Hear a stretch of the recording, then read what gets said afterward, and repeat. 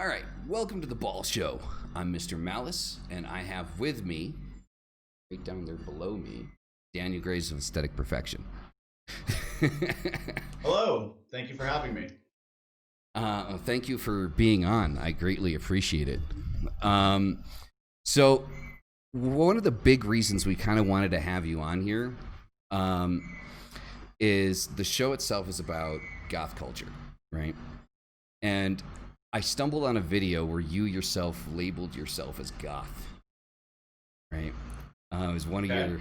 your, and I was like, I kind of want to get his opinion on this, like, because when you look at you, you don't think necessarily goth. There are people that when you look at them, you say, "Oh, they're goth," and they're like, "No, I'm not goth." So, kind of, to kind of start this out, what is your perspective on goth? Well, I think in general, goth is a pretty broad term. I think Mm-hmm. a lot of different people would define it a lot of different ways. You can go from very vague to very, very specific. I think if you were to take a look at some of my high school yearbook photos, you might not say that I don't appear outwardly goth to you. um, I think I think the reason that I still sort of hang on to that identification is because goth culture was such an important part of who I was growing up, and really did um, sort of shape my let's say artistic vision, style preferences, all those kinds of things. I wouldn't think that somebody would watch an aesthetic perfection music video and think that it is, you know, punk rock, or it's like I still think, at least from to my eye and to my ear, I think a lot of what I do still reflects where I came from, and I do that, I think, both consciously and subconsciously. Um, but yeah, though in my everyday sort of attire, I may not appear uh, super goth, or however you want to say it, but I still think that it's reflected in a lot of the things that I do in my life. Um, yeah, I mean, and it's kind of like the point that I was trying to get at is that I think that me personally, I think that goth is more of a state of mind than rather 100% fashion or the other aspects of things.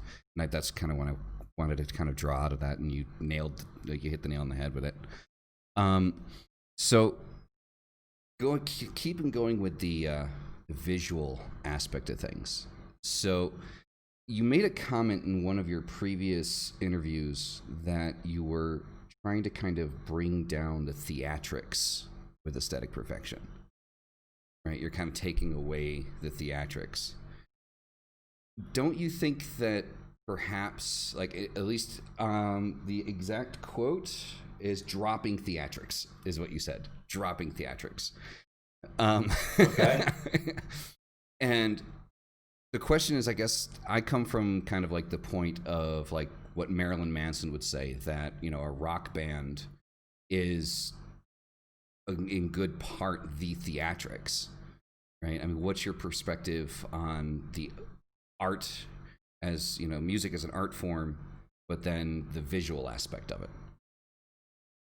Sure. I'm kind of curious where and when you pulled that quote from, because at least sort of as aesthetic perfection has gone on, I feel like I've gotten even more theatrical and sort of embraced more of the visual aspect of my music. Whereas at the beginning, I think at the beginning I was really not.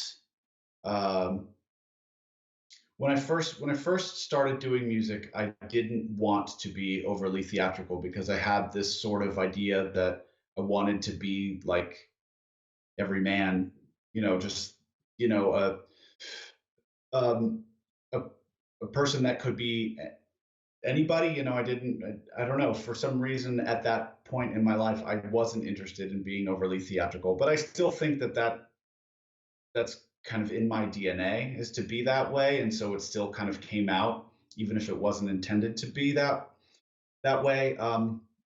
But certainly, as I've gone on, I feel much more comfortable in embracing all of those other aspects because, at least at this point in my artistic life, uh, I wholeheartedly agree with what you're paraphrasing of Marilyn Manson. I think that it is uh, uh, uh, it's um, a form of multimedia expression. I think that the music is uh, certainly the most important part, but not the only part. And I think that the presentation, visuals, all of that kind of stuff really needs to be part of the whole package. It just has to be.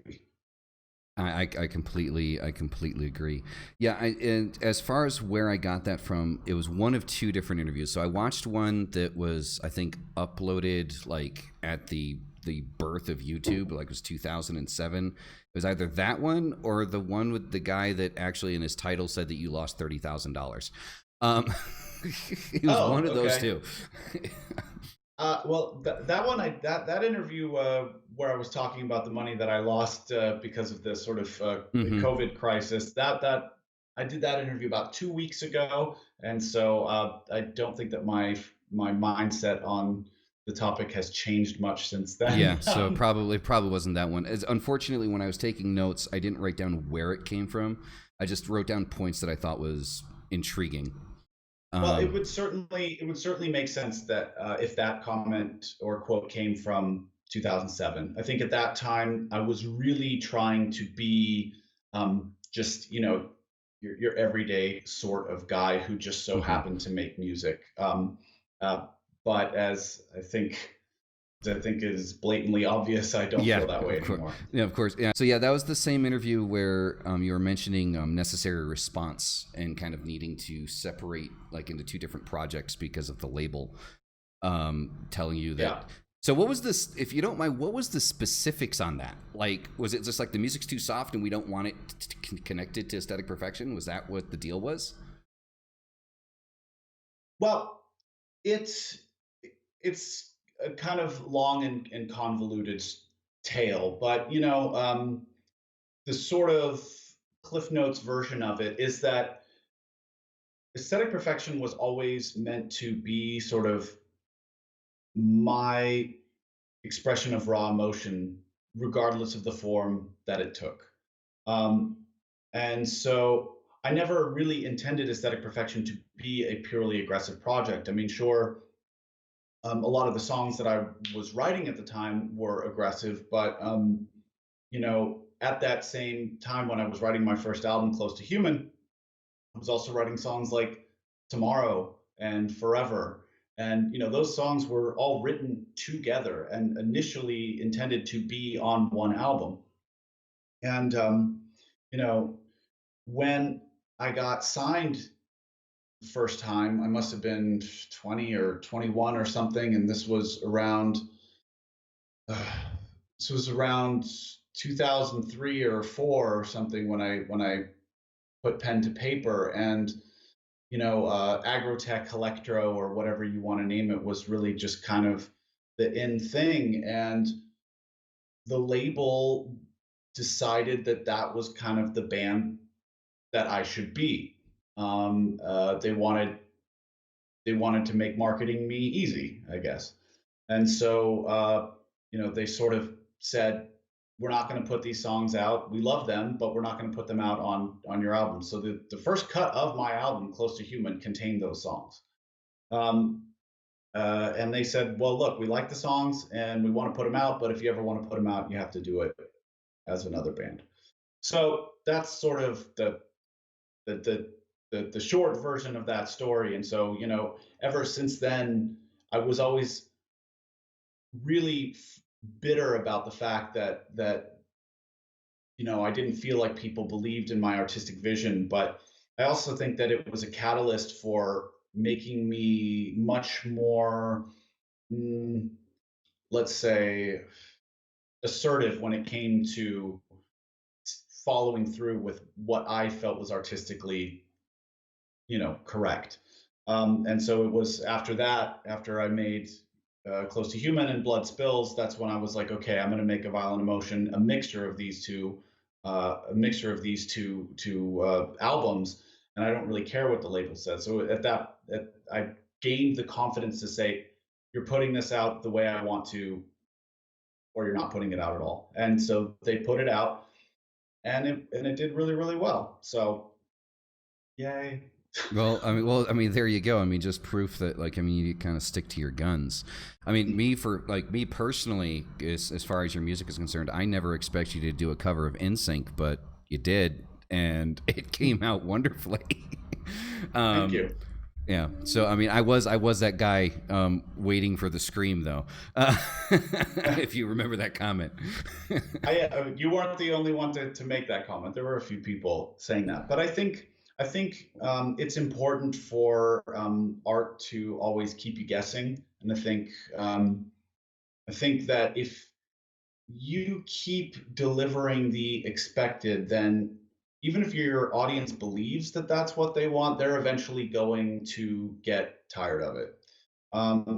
And you know, I'm paraphrasing Billy Corgan here, but I thought that what he said on his appearance on the Joe Rogan show was just really, really amazing, which was, um, you know, the audience loves an artist because they're a rebel and they don't want to see the rebel sell out. So even if your artistic decisions end up not resonating with those people, it's still better than trying to follow this tried and true path, because what got you to whatever level that you're at is most likely a certain amount of rebelliousness, um, let's say ingenuity, creativity, just something that goes against the grain, because that's what makes unique. There's the word, uniqueness. Mm-hmm. I Exactly. think that's what draws people to new things.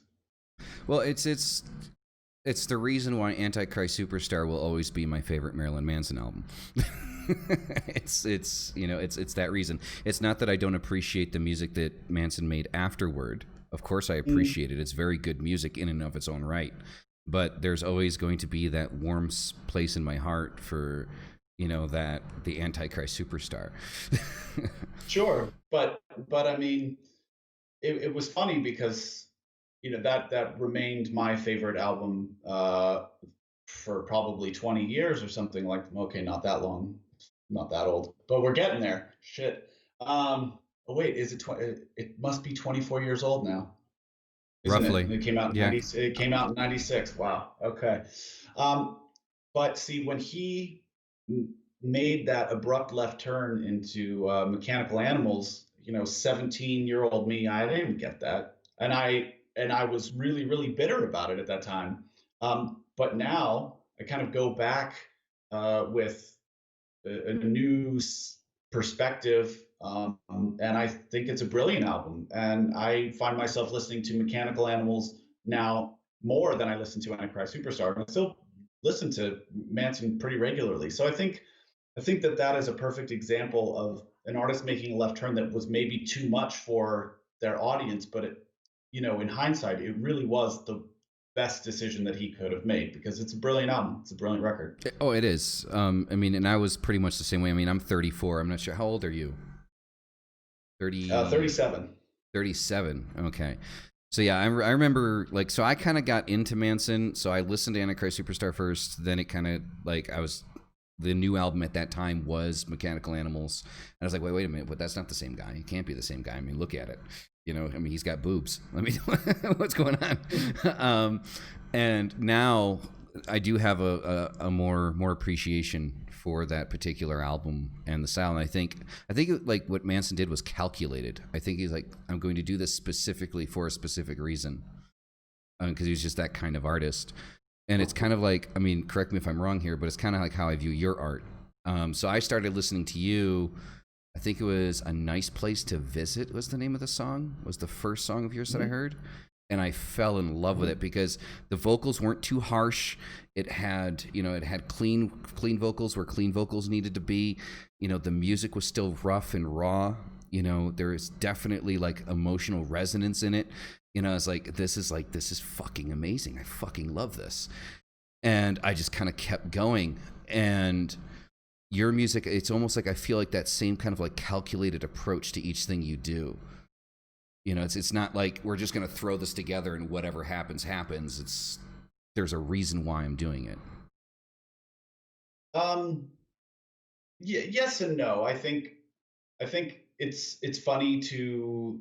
I'm not saying that you're doing this, but I think a lot of people do this. They sort of assume a certain level of understanding that exists between an artist and their own creation. I think a lot of people sort of assume that um, you kind of the way that they describe it, it conjures up images in my mind of the crazy conspiracy theorist with all the images like tacked to their wall, and then they've got tack with string connecting all these different things together. Where they imagine that the artist like goes into the creative process with this sort of like research uh, and intent. And it's not that things aren't calculated. Don't get me wrong, but I think at least speaking for myself and a lot of the artists that I know, most of us really don't know what the fuck it is that we're doing. You're really just sort of guided by intuition, and you sort of let your subconscious do a lot of the driving. And so personally, I don't even feel like I understand any of my music until I don't know, a couple of years away from it where I have some perspective and I'm like, oh, I see how that's sort of connected to what I was into or what I was going through or this or that. I mean, it's all just a very sort of slapdash process. At least I think so. Calculated chaos. Well, I mean, yeah, I can agree with that. I mean, obviously, like I think most people like me, I mean, obviously back in college and everything, I had my band and things like that, and I still have my musical endeavors. I mean, I grew up in a very music based family, um, and we had no idea what we were doing. It was like, hey, this sounds good. Let's just mash it together. Let's just see what happens, right? Um, Doesn't change. That doesn't change. so it was definitely fun. So I know some of these questions, like I know I told you in the email that I wanted to avoid questions you've been asked a million times because I hate doing that. I hate going interview to interview with people and I'm seeing repetitions of the same damn questions over and over again. I know you're sick and tired of it, but I have to ask the whole name with aesthetic perfection. I love the name. Do you have like the one interview I saw where you were kind of mentioning that, like it seemed like it was kind of like off the cuff, but what would you say? Where does that come from inside yourself? Um, I think again, I didn't when I was coming up with the band name. I don't even remember what I was thinking about. I just remember that one night I was talking to a friend of mine on the phone, and I was like, I need to come up with a name for my band, and he was like, yeah, it's really tough and blah blah blah blah. I'm like, I'm gonna sleep on it. And then the next day I called him up. I'm like, I think I got it. I think it's aesthetic perfection. And he was like, that name's too long, and I don't know. And I was like, nah, I think it's cool, man. I think it's cool. And it kind of makes you think of LA and plastic surgery, and like how everybody down here wants to be cool and beautiful, and that's all bullshit and blah blah blah blah blah. So I don't remember I don't remember how I came up with it, but I certainly remember kind of how I was trying to justify liking the name to my friend. And I think that, you know, as time goes on, I've got some distance between myself and sort of the creative action of creating that name. And it's certainly kind of born of growing up in that world, or at least adjacent to that world, right? So I'm from Southern California. I always grew up feeling like I was not good enough, good looking enough, all of that kind of stuff. And I remember seeing all the sort of things that people would put themselves through, the money that they would invest into trying to become perfect, and how it just always seemed like uh, you know, Sisyphus pushing the rock up. It's just going to fall back down. There's just you're never going to get there. So it's kind of how I view it now, with that distance between 17-year-old me and 37-year-old me. Right. No, I mean, I grew up in upstate New York, and I felt that way. So, like, Yeah. so it was always going to the extremes with me. Like the fashion part was always the most important part. So, another question about names. Um, would you be willing to divulge any more information on the inside joke that was necessary response? Sure. I I think I've talked about it before, but it is absolutely like a dig, or whatever you want to call it, at Imperative Reaction. I was friends with Ted, the singer songwriter producer of Imperative, back just when I was forming Aesthetic Perfection, and somehow him and I had this joke where I would take on the persona of Todd Phelps, and so Ted is Ted Phelps with a PH, and I was Todd Phelps with an F, and I would just send him emails or texts and stuff, being like, "You stole my band and my shtick.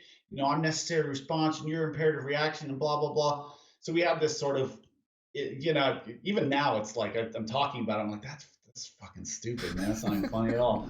Um, but so this is what these are the jokes that you think are funny when you're like 18 or 19. And then Ted and I had a falling out, and so uh, my label at the time was like, okay, hey, we're going to put one of these songs on a compilation that we've got coming out. It's a big European compilation. We needed a name like right now. Like they literally called me at like 10 or 11 at night or something like that, because it was earlier in Germany.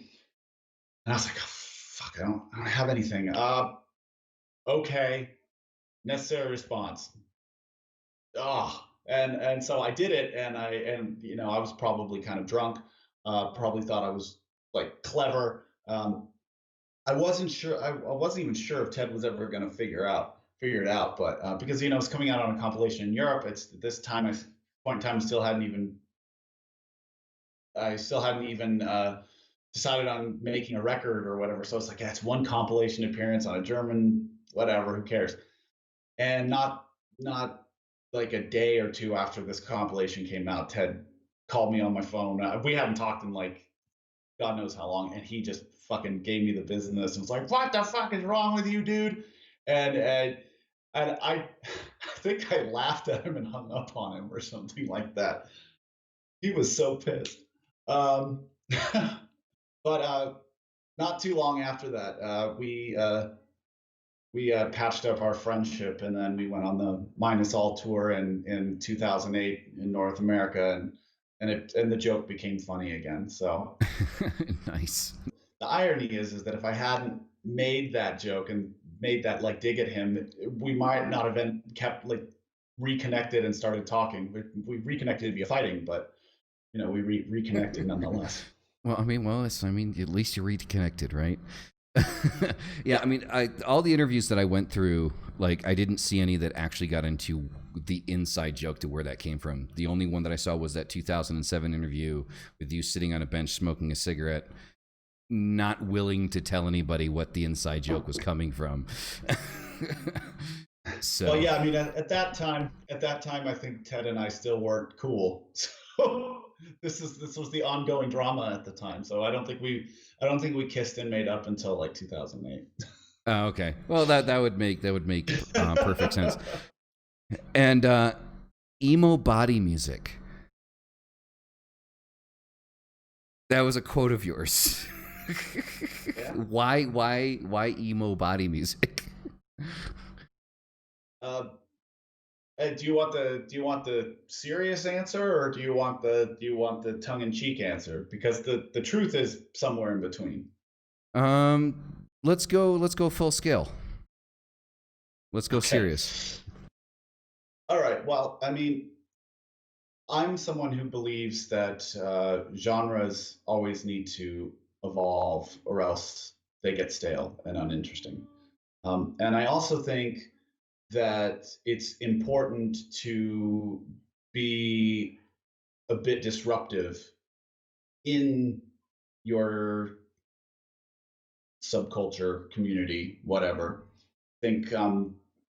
I think again, it's sort of the artist's job to um, give people things that they may not want, or want and not necessarily know that they want.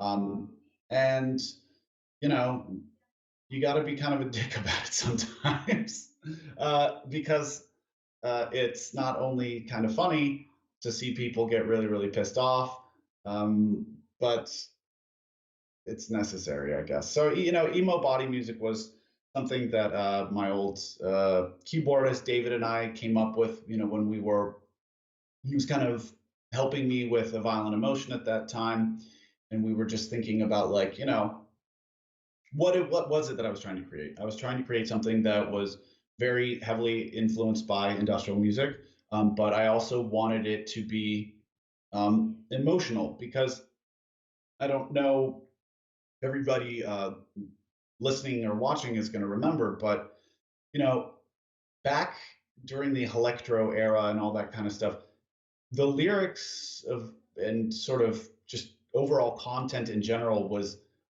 pretty much like goth rap music, in the sense where it was about like partying and girls, or being evil and killing people and all of this kind of stuff. And that was really never the thing that resonated with me artistically. And so, emo music was really popular at that time. And so I thought it was just going to be kind of funny to say, hey, look, this is emotional music.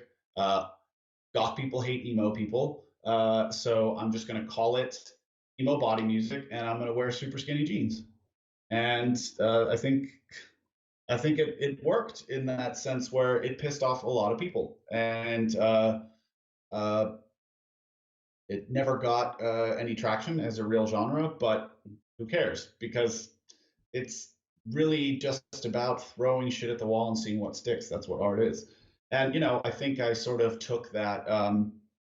uh, took that seed of an idea, and that's kind of what I turned into industrial pop, which I actually think is at least somewhat recognized as a real musical genre. I think it's cool to see a lot of people sort of embracing the the kind of philosophical idea of being transgressive and mixing two diametrically opposed genres in a way that is actually quite cohesive. So I'm not going to take all the credit for that, but I certainly think that I was a part of it. And Well, yeah, I it can tell was. you, I've never heard of industrial pop before you mentioned it, and I remember, like, I'm not gonna pull any punches. Like, I've warmed up to it, but when I first heard it, I was like, what the fuck? What the fuck is industrial pop? Like, how do you fucking put that together?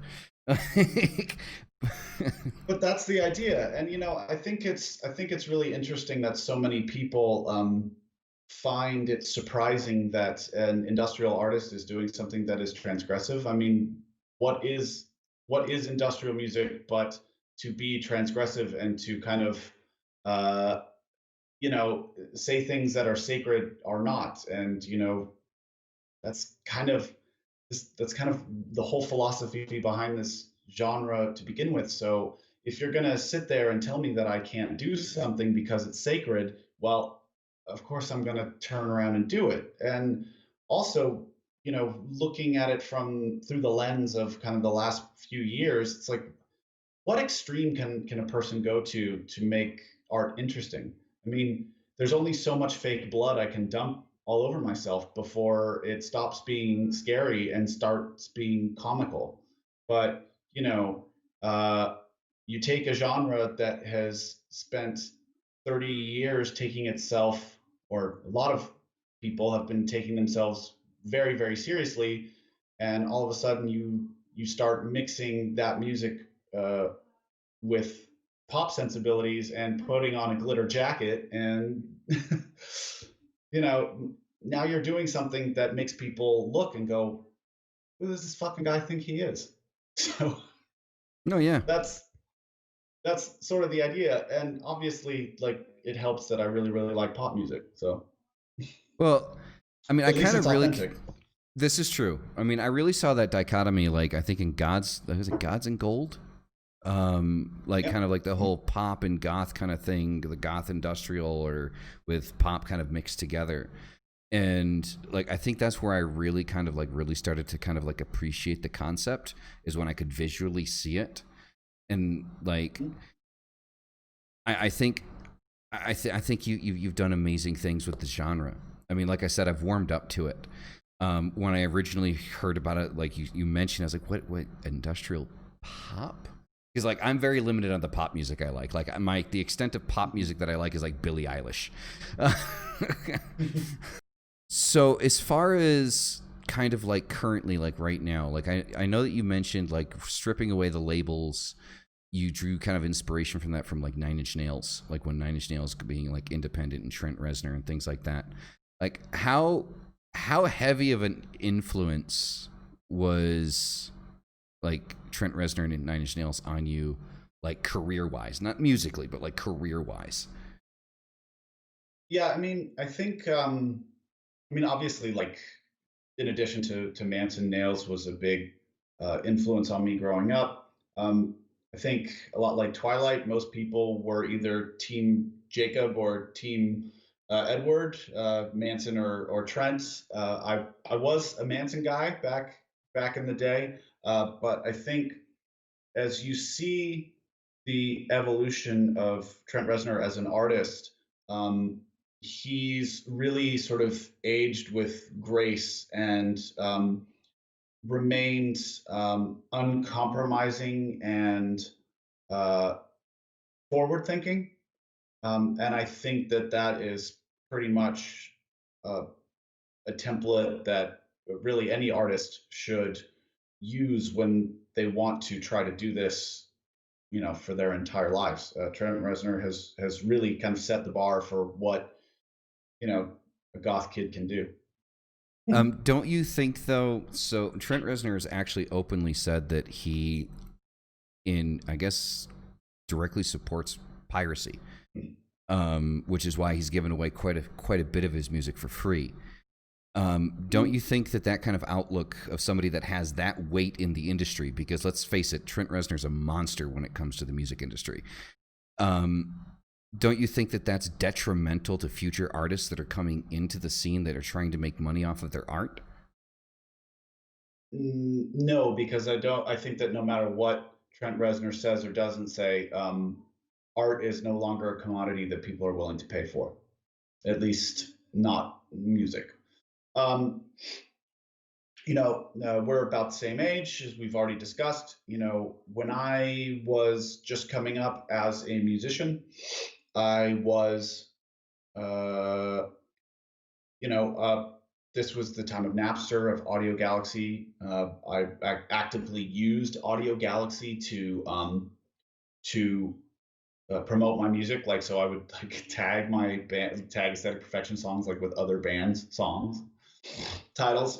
So it wouldn't be like I actually would tag some of those like necessary response tracks with like assemblage 23 and stuff, and people would download them.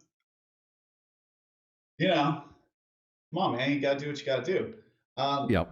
so like I grew up kind of with this being a part of my sort of promotional strategy, and as time has gone on, like I'm fully aware of the fact that music does not have the same monetary value to consumers in 2020 as it did in 1990 or 1995 or when did it crash? 2000, 2002 or 3? And it's like I can't remember the last time I bought a CD. 2005, something like that.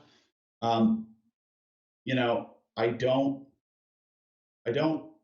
I don't love it. I don't love that. the thing that I care about the most is the thing that earns me the least amount of money. But I think that if you want to be a contemporary artist and you want to make a living out of it, it doesn't really matter what you want. You have to exist in the world as it is and not as it ought to be. So I've sort of modeled the way that I run my whole operation with that sort of ethos because I can't change it. And why try? So I think once I stopped trying to go against the flow, just kind of like let the river take me where it's gonna take me, life got a lot easier. So it's it's certainly um, how do I say, in 2020 you have to be a jack of all trades, whereas back in the 80s, 90s, earlier, you could just be a musician and let other people take care of that for you. um, but you were still getting screwed, right? Like, you were naive, and you were looped into contracts that absolutely did not benefit you. And many of the people that were on big major record labels who made millions of dollars back in the heyday of CDs and vinyl and 8 tracks and whatever, they're working a 9 to 5 now because they're broke, because it's just not a sustainable model. I think that at the very least, these days, artists are sort of forced to become much more business savvy and understand the contracts that they're signing, how their business works, where their money comes from, and how they're paid. So no, you can't lay around being a drunk musician asshole 24/7. You have to be a proactive entrepreneur, which sucks sometimes because really I'm in this to make music, but at least I have much more control over my own destiny than I would have 20 or 30 years ago. Of course. I mean, that was kind of one of the reasons that I kind of stepped away from like making music myself. My band in college, we did get an offer and we did reject it because of the stipulations in the contract that we actually had to get rid of 2 members from the band that they thought were unnecessary. And they're like, no, it's a package deal. It's everybody or it's nothing. And they said, well, then it's nothing. And basically, we got so kind of like disillusioned by that experience that we just kind of drifted apart and just stopped doing what we were doing.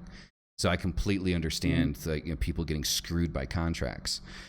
um it's sad, man, and it's almost like saying that you bought a band CD is a compliment nowadays. It's just like, yeah, I think you're extra special, so I bought your CD. And it's like Yeah. I still do buy CDs. If there's bands that I really like, I will go out, I will buy the CDs. I make sure that I'm constantly listening to them on Spotify. I make sure, that if there's a concert close to me that I can get to, that, even if like I do get backstage, I end up paying for a ticket anyway. Um, so it's just like I try to support where I can, because it's getting increasingly more difficult, at least from my perspective, for an artist to survive off of being an artist. Like, I mean, the phrase "a starving artist" is like more true today than it ever was. Mm.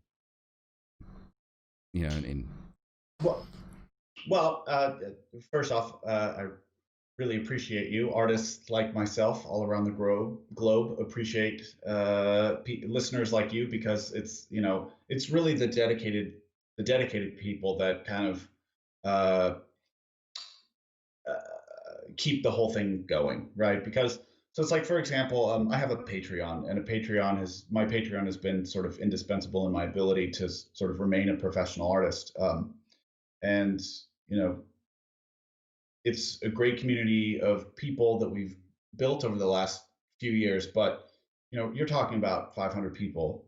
How many listeners do I have on Spotify every month? 100,000. So you do the math on that. So it's less than 1%, right, of the people that listen to my music, support my music. But I'm okay with that, because it's like you sort of view it in this way, where it's like the people who really really care about what you do are going to invest in it and make sure that you can keep doing it, so that it can remain, essentially free for everybody else. And Is it a perfect model? No. But is it the model that we have, and can artists live from it?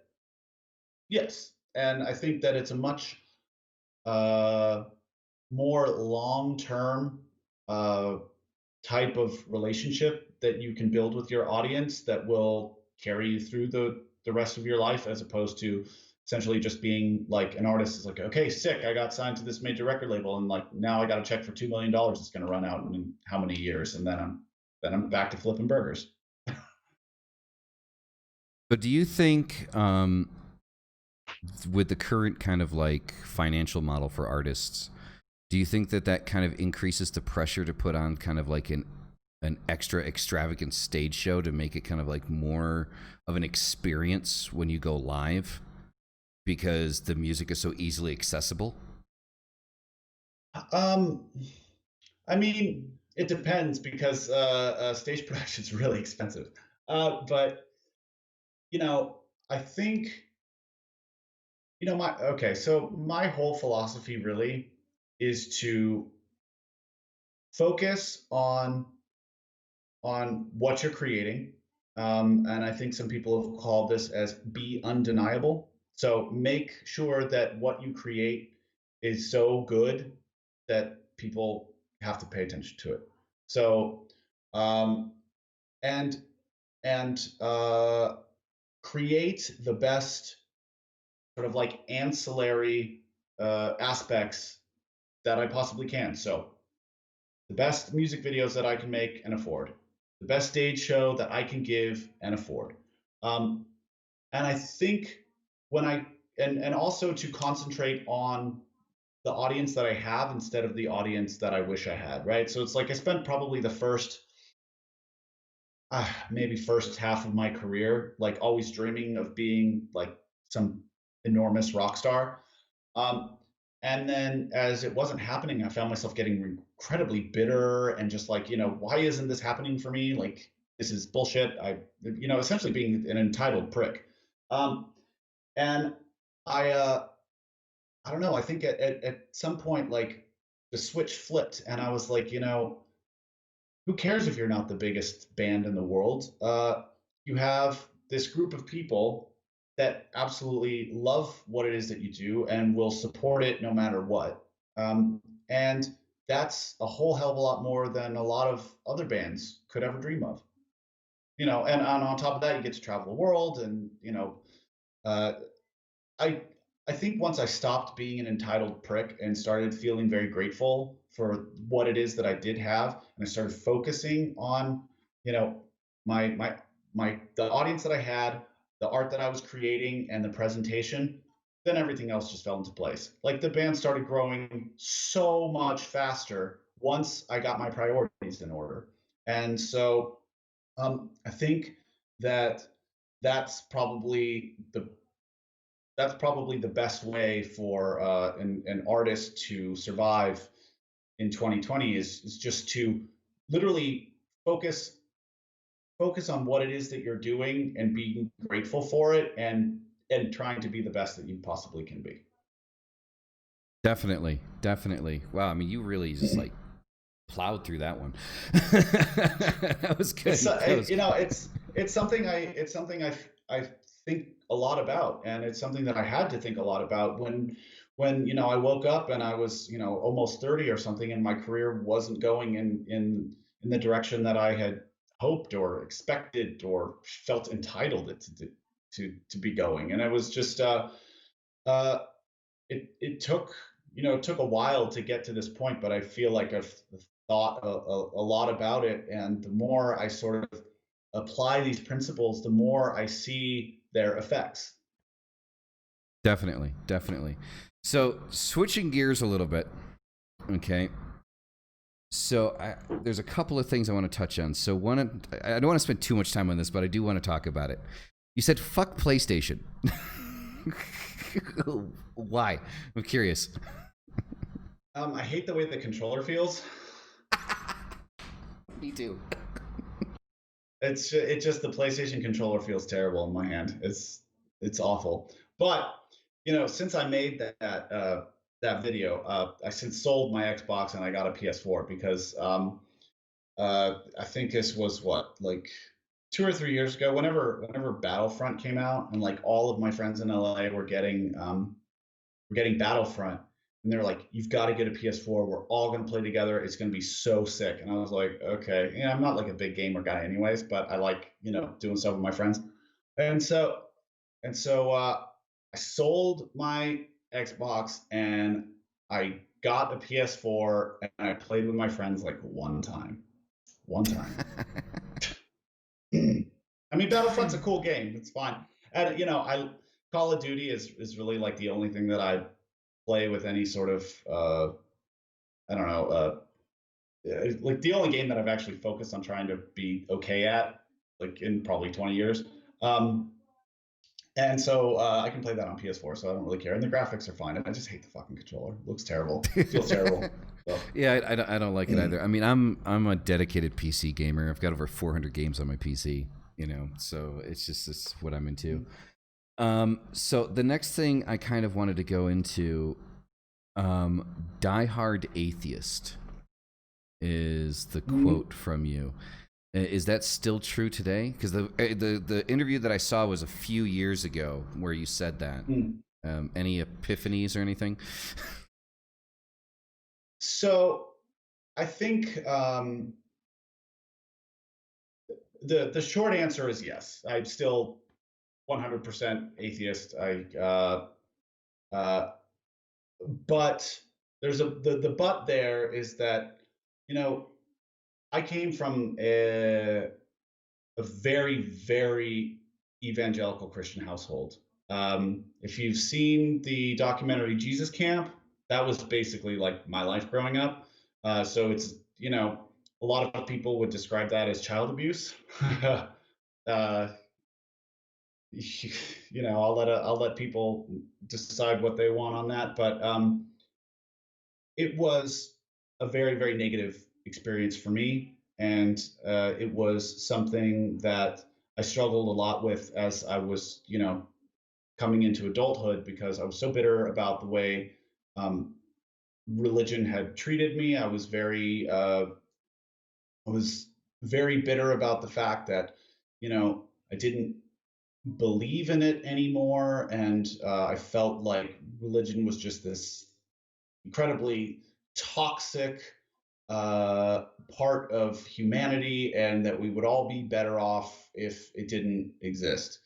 Um, I think that, as I've gotten more distance from religion in general and my own experiences, and I sort of interact with people from different religions and different cultures and all this kind of stuff, I've softened, at least on my stance, that it is useless and only negative and toxic. So I see the utility. I sort of see how humans are built almost. Why it's like almost like we're wired to be um, uh, superstitious, and I think that it the argument could be made that without sort of religion as a bonding agent for society in general, that we might not have made it this far at all. So it's like, you imagine that you're toiling on the fields, uh, in a feudal society, like starving, and what the fuck am I even doing this for? It's like, oh well, hey, at least at the end of this, I'm gonna get to go to paradise and see all my friends and family, and my teeth aren't gonna be falling out, and I'm not gonna be, losing my children to dysentery, and it's like, I, I certainly see how this type of worldview would be appealing, especially when your whole life is suffering. Well, I mean, So that's yeah, me. Yeah. definitely. I personally, I guess you could say I'm agnostic. Me personally, um, in a sense, I guess it goes into that concept of being undecided. I mean, I know that I've got like the sigil of Baphomet behind me, but that's kind of like more like trolling people than anything else. Because when they think of goth, like a lot of people still automatically think Satanists, and what they don't realize is Satanism is like theatrical atheism.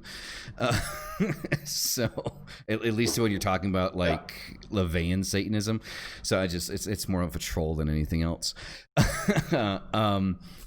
But yeah, I can definitely see the point behind that. And I guess. Now I have to look at the notes because like you've been blowing through this stuff like so like ridiculous. Like normally I can just like shoot off. So okay, your fashion sense. So this is one thing I definitely did want to talk about because I'm huge in goth fashion.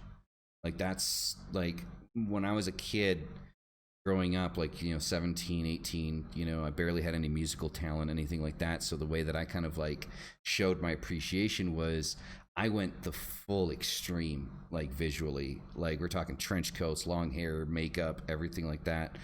When it comes to your music, so I know your music videos, are pretty extreme as far as the visuals are concerned in question of like makeup and goth fashion. But how do you view? Does your fashion affect the music, or does your music affect the fashion? I think the music sort of influences the fashion. I tend to uh, start with, you know, some people have called this synesthesia. I've never really described myself as how do you say it, synesthetic. Uh, but I sort of songs have certain colors to me, and whenever I'll write a song and I'll think about the sort of colors, and then that just kind of guides the rest, and I start thinking about the colors and what all works together, and most of my fashion choices are either taken from Freddie Mercury or Michael Jackson, so it's really not too much thought that needs to go into that. All I do is just pull up a few pictures of Michael or Freddie and go, great, okay, that'll work. That is absolutely. I would have never guessed that. Freddie Mercury and Michael Jackson. I That would have never hit me. All right. So the last thing I want to ask you, this is more of a philosophical question because we've got into the religion stuff like that. Utilitarianism or ethical egoism? Where do you align yourself? Uh, you're gonna have to define ethical egoism to me. So that your moral compass relies on what is beneficial to yourself rather than the mass majority. So ethically speaking, the reason it's called ethical Oh, egoism. So it's like your moral compass of what your actions are directed mm. towards I'll do a good thing so long as it doesn't affect me negatively. And utilitarianism is obviously, well, whatever's best for the masses. So I guess I would have to take the more boring, yet what I would imagine to be a pragmatic answer, uh, which is that I think that it needs to be a mixture of both. I think that a certain level of selfishness is required in order to, uh, get to where you need to go in life. However, if that selfishness is causing harm to individuals or your community, then you've pretty much crossed a line. But I'm certainly not in favor of things like, oh well, uh, if it's better for the community to kill this innocent man, then let's just kill this innocent man, which is certainly not not something that I would view as useful. Okay. And I'm going to ask you one question only because there's a lot of shit going on. If you choose not to answer, perfectly fine. If you answer and prefer the response to be cut out, it's going to be cut out. I promise you. Okay. Mm, But there's a lot of shit going on in the United States right now. mm. I'm not going to ask you about any specifics. I just want to ask you, what is your message to your fans and the people that look up to you with all the shit that's going on in the States right now? Well, I made a Facebook post a couple of days ago. Aside from that, I've been remaining mostly silent on social media because, for one, it doesn't really seem appropriate for me to try and push my quote unquote brand during this, this really important moment in history. Um, uh, and also, I think that I'm taking the time to kind of listen to a lot of the voices that I haven't heard, uh, in all these years, and I'm trying to reflect and think deeply about, you know, the future that we all want to build together and where we're going. I think that what's happening right now in America has been a long time coming. And while it really kind of pains me to see what's going on right now, I realize that there's just hundreds of years of suffering that has kind of led up to it, and you know, lots of lots of things that will, lots of names, lots of instances that we'll never hear about, never remember, and I think that that is just an absolute pity. And I think that if we want to prevent that from continuing, then America needs to take a good, long, hard look at itself, and figure out how to come to terms with its history. And I think that that uh, goes for us as individuals as well, because even though I don't live in America anymore, I certainly identify as American and always will. I mean, that country shaped me, and for better or worse, I am who I am because of it. And I think it's important for me to also think deeply about what that means for my own sort of, uh, you know, biases and ethics and politics and all of that kind of stuff. Because I certainly want the, I certainly want the world to come out of the others, come out on the other side of this a better place. I completely agree with that. And one thing I do have to say while you're still connected is, for those that are listening, on Spotify, iTunes, wherever you're listening, I apologize. I know that we're not a political podcast. It's not something that we normally do, but I personally feel it irresponsible because of the gravity of everything that's happening to completely and utterly ignore it.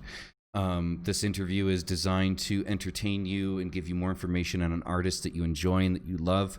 But at the same time, I feel that it was a responsibility of ours to ask that question, without getting into specifics, but to kind of get that out there. So I hope that it doesn't offend anyone, and I hope that you appreciate the answer that you heard. With that being said, how about you tell the people, Daniel, where to find you, what you got going on, all of that stuff. Let the people know what's up. I Well, like I said, given the current moment right now, I'm not super active on social media. I'm trying to make room for all the voices that really need to be heard. But you will be able to find me again at some point in time at Twitter, Daniel underscore Graves, at Facebook, Aesthetic Perfection, all one word, on the grams. This is Aesthetic Perfection, and I am Daniel Graves. Awesome. And you also have a Patreon, correct, for people to support you directly? I do have a Patreon. Yeah, my Patreon is just an amazing group of people. You can find us at patreon.com/Daniel Graves. Awesome. Well, ladies and gentlemen, for this interview, our monthly musical guest, Daniel Graves, has concluded. Daniel, thank you very much for being with us. I greatly appreciate it. It was my pleasure. Thank you.